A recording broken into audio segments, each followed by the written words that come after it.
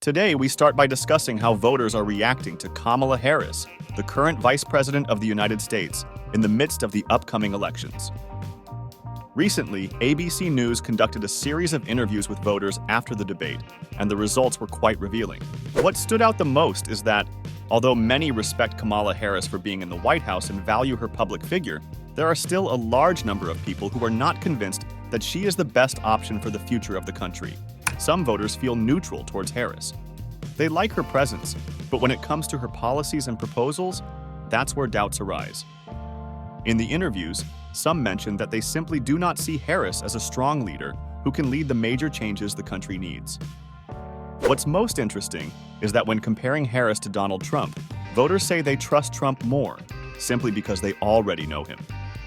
They have seen his track record, and although not everyone agrees with him, they know what to expect from his leadership. With Kamala, there is more uncertainty. With Kamala, there is more. One voter even stated, "With Trump, we know what we're getting." With Harris, there are many unanswered questions. People are tired of empty promises and policies that don't work. This phrase reflects the sentiment of many voters who, even if they may be tired of Trump's style, prefer the known evil to the good unknown. And it's not just a matter of perception. Harris, as vice president, is very associated with the policies of the Biden administration and, in a sense, with those of Barack Obama. For some, these policies have not delivered the expected results, especially in areas like the economy and security. This has led many to see Harris as a continuation of those policies, which could be problematic in this campaign. In summary, while some voters value Kamala Harris's presence, when it comes to policies, many are still not convinced.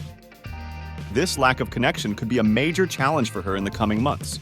And now that we have seen how the state of the economy is impacting consumers and their spending patterns, it's important to analyze another factor that may also influence the elections and public opinion: celebrity endorsements in politics. In this case, one of the most notable endorsements has been that of Taylor Swift towards Kamala Harris. However, has this endorsement really been beneficial for the vice president?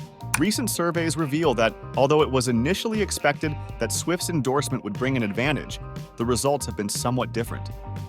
In fact, the effect has been more negative than positive.